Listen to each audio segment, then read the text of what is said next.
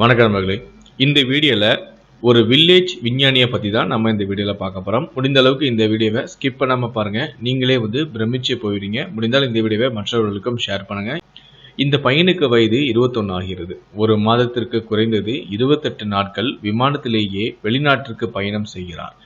France கண்ட்ரியில் இருந்து அழைப்பு. மாதம் 16 லட்சம் தருகிறோம், 5 பெட்ரூம் வீடு தருகிறோம், 2.5 கோடி மதிப்புள்ள கார் தருகிறோம், எங்கள் நாட்டிற்கு வந்து பணிபுரியுங்கள் என்று கெஞ்சுகிறார்கள். ஆனால் மறுத்துவிட்டார். திரு மோடி அவர்கள் இவரை அழைத்து உயரிய விருது அளித்து கௌரவித்தார் மற்றும் டிஃபென்ஸ் DRDOவில் இணைந்து அத்துறையை மேம்படுத்த உத்தரவும் இட்டுள்ளார்.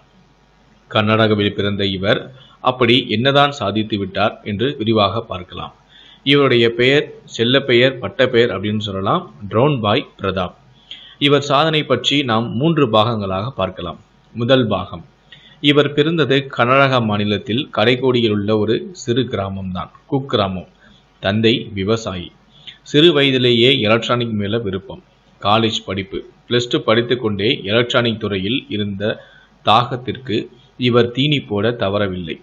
பக்கத்தில் உள்ள சைபர் கேஃப் இன்டர்நெட் சென்டரில் ட்ரோன் சம்பந்தமான தகவலை திரட்டி உள்ளதை பார்த்தால் நீங்கள் மிகவும் பிரமிப்பாக உள்ளது என்றே சொல்வீர்கள்.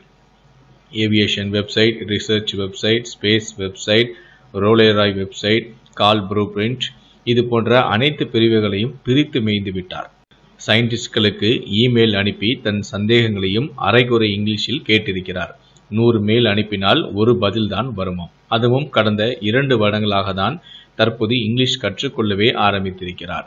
இன்ஜினியரிங் காலேஜ் படிக்க ஆசை, ஆனால் பண வசதி இல்லை. ஆகையால் BSc பிசிக்ஸ் சேருகிறார். பின் மைசூரில் BSc 3வது வருடம் படிக்கும்போது ஹாஸ்டல் ஃபீஸ் கட்ட முடியாமல் வெளியே துரத்தப்பட்டார். தெருவில் நடைவோர பிளாட்ஃபார்மில் பஸ் ஸ்டாண்டில் தங்கியுள்ளார். நகரத்தையே பார்த்திராத அவருக்கு மைசூர் பஸ் ஸ்டாண்ட் ஒரு பேலஸ் மாதிரி இருந்தது என்கிறார். அங்கு பப்ளிக் டாய்லெட்டில் தான் துணியை துவைத்து காலேஜ் படிப்பையும் தொடர்ந்தும் இருக்கிறார். டியூஷன் எடுத்து அதில் வந்த வருமானத்தில் 20 ரூபாய்க்காக அதிகாலை 2 மணிக்கு எழுந்து 16 கிலோமீட்டர் நடந்து எப்படியாவது ஒரு பறக்கும் மிஷினை குறைந்த செலவில் உருவாக்கிவிட வேண்டும் என தீவிரமாக எண்ணினார். அப்பொழுது அதனுடைய பெயர் ட்ரோன் என்பது கூட அவருக்கு தெரியாது. கோர்ஸில் சேருவதற்கு பணம் கிடையாது என்ற காரணத்தினால் C++, Java core, Python, Adobe cloud computing போன்ற சாஃப்ட்வேர்களை எல்லாம் சுயமாகவே கற்று அவை அனைத்திலுமே தேர்ச்சியும் பெற்றார். பின் பம்பாய், விசாகப்பட்டினம் போன்ற ஊர்களில் மலைமலையாக குவிக்கப்பட்டிருந்த ஈவேஸ்ட் ஸ்கிராப் எல்லாமே தேடி அடைந்தார். இப்படியாக தனது ட்ரோன் ப்ராஜெக்டுக்கு ஆகும் செலவை 40% வரை குறைத்தும் உள்ளார். ஏகப்பட்ட முறை முயன்று தோல்வியடைந்து பின் மனம் தரலாது தனது 80வது முயற்சியில் வெற்றியும் பெற்றார். அன்றுதானே பறப்பது போல இருந்தது என அவர் சந்தோஷமாக சொல்கிறார். பாகம் 2வது, IIT நடத்தும் ஒரு ட்ரோன் காம்படிஷனில் கலந்து கொள்வதற்காக அன்ரிசர்வ்டு கம்பார்ட்மெண்டில் 3 நாள் ரயிலில் டெல்லிக்கு பயணம் செய்கிறார். சரியாக ஷூ கிடையாது, சரியான ட்ரெஸ் கிடையாது. இந்தியாவிலேயே பல்வேறு மாநிலங்கள் கலந்து கொண்ட அந்த போட்டியில் 2வது பரிசு கிடைக்கிறது. அவரது உற்சாகம் பீரிட்டுக் கொள்கிறது. ஜப்பானில் இதே மாதிரியான ஒரு போட்டி நடக்கிறது. அதில் கலந்து கொள்வேன் என்று யாரோ சொல்ல அதற்கான முயற்சியிலும் இறங்குகிறார். அதற்காக பாஸ்போர்ட், விசா எல்லாம் வாங்க வேண்டும் என்பது கூட அவருக்கு தெரிந்திருக்கவில்லை. தன்னுடைய 10th +2 மார்க் ஷீட்டை அடமானம் வைத்து கொஞ்சம் பணம் பெறுகிறார். பல்வேறு நபர்கள், காலேஜ் ஃப்ரெண்ட்ஸ், ப்ரொஃபஸர் முடிந்தவரையும் இவருக்கு உதவுகிறார்கள். ஒரு வழியாக தக்கலில் பாஸ்போர்ட், விசா எல்லாமே வாங்கியும் விட்டார். ஆனால் ஆணி வேறே அசைக்கிற மாதிரி ஒரு சம்பவம் நடந்தது. ஜப்பானில் நடக்கும் போட்டியில் பங்கேற்க வேண்டுமென்றால் ஒரு ப்ரொஃபஸரான PhD-யிடம் இவரது ப்ராஜெக்ட் ரிப்போர்ட் எல்லாம் சமர்ப்பித்து அப்ரூவல் வாங்க வேண்டும். அதற்காக சென்னையும் கிளம்புகிறார். கையில் இருப்பதோ வெறும் 300 ரூபாய் தான். சென்னையோ இவருக்கு புதிது. ஒரு வழியாக ப்ரொஃபஸர் வீட்டையும் கண்டுபிடித்து கேட்டால் அவர் வீட்டில் இல்லை, வருவதற்கு 4 நாள் ஆக்கும் என்று சொல்கிறார்கள். கையில் காசு கரைந்து கொண்டே இருக்கிறது. தொடர்ந்து 4 நாட்கள் என்ன செய்வதென்று தெரியாமல் பப்ளிக் டாய்லெட்டில் துணியை துவைத்து, ஒரே ஒரு ட்ரெஸ் தான் கைவசம் இருந்தது, அதை தான் துவைத்து மறுநாளும் உடுத்த வேண்டும். சென்ட்ரல் ரயில் ஸ்டேஷனில் பிளாட்ஃபார்மில் உறங்கி இப்படி போகிறது வாழ்க்கை. கடைசியாக ப்ரொஃபஸரையும் சந்திக்கிறார். ப்ராஜெக்ட் ரிப்போர்ட்டை பார்த்த அந்த ப்ரொஃபஸரோ, நீயோ BSc ஆர்ட்ஸ் குரூப், உன் படிப்புக்கும் நீ பண்ணுகிற இந்த ப்ராஜெக்டுக்கும் என்ன சம்பந்தம், கையெழுத்து போட மறுத்து விடுகிறார். மறுபடியும் பேக் டு ஸ்கொயர். ஒரு ட்ரோன் ப்ராஜெக்ட் வேற பாதியில் நிற்கிது, அதையும் ரெடி பண்ண வேண்டும். தொடர்ந்து 30 நாட்கள் ப்ரொஃபஸர் கையெழுத்துக்காகவே அந்த சென்னையிலேயே தங்கி காலை டிஃபனுக்கும் இரவு டின்னருக்கும் ஒரே ஒரு ரொட்டி துண்டு தான். மற்ற நேரங்களில் தண்ணீர் தான் உணவு. 14 நாளுக்குள் கையில் உள்ள பணமும் அனைத்தும் காலி. ரொட்டிக்கு கூட வழி இல்லை.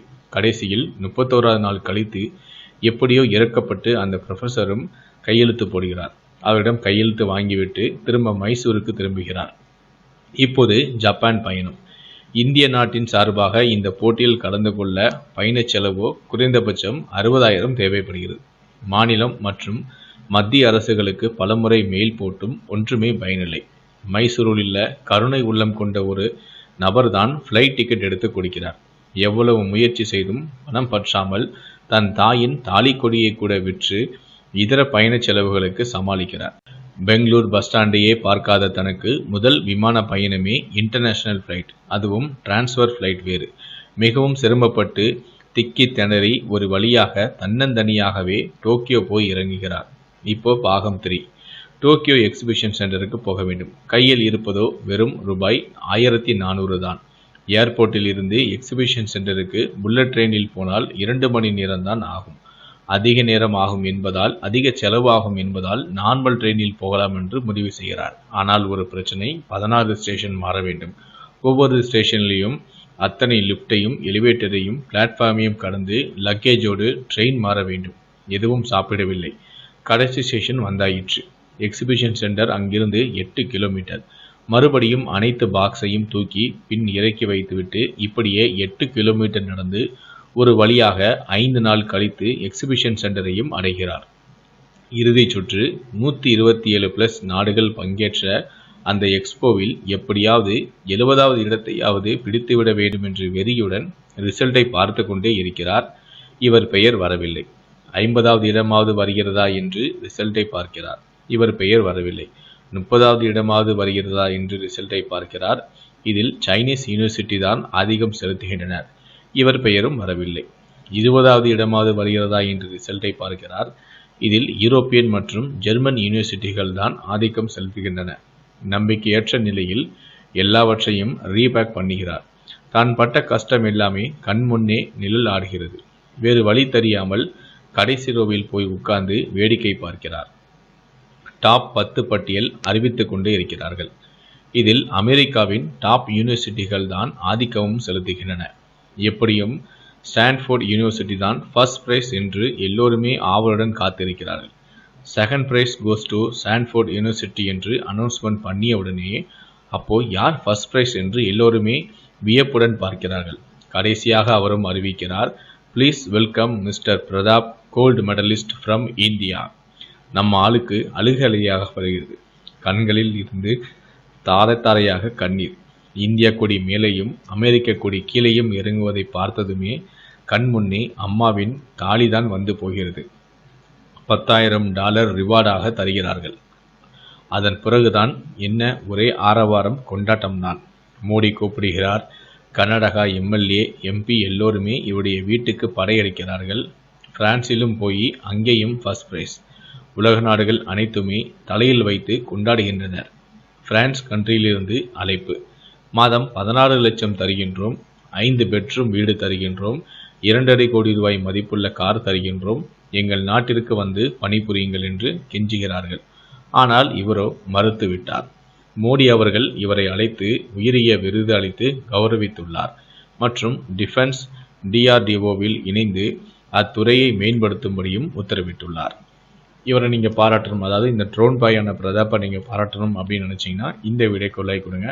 இவருடைய வாழ்க்கையுடைய இந்த 3 பாகத்தை பற்றியும் உங்களுடைய கருத்துக்கள் என்ன அப்படிங்கிறத நீங்கள் பார்த்துட்டு இருக்க வீடியோக்குடைய கமெண்ட் செக்ஷனில் மறக்காம பதிவு பண்ணுங்கள். மேலும் இது போல் பல வீடியோக்கள் பார்க்கணும்னு நினச்சிங்கன்னா மறக்காமல் என்ன சேனல் நீங்கள் சப்ஸ்கிரைப் பண்ணுங்கள். கூடவே அந்த பெல் சிம்பிளையும் மறக்காமல் கிளிக் பண்ணுங்கள்.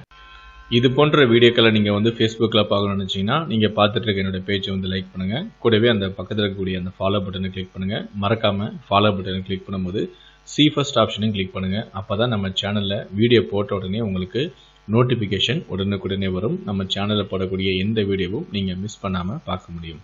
ஸோ மறக்காமல் பேஜை லைக் பண்ணும்போது ஃபாலோ பண்ணும்போது ஃபர்ஸ்ட் ஆப்ஷனையும் கிளிக் பண்ணிடுங்க. நன்றி, வணக்கம்.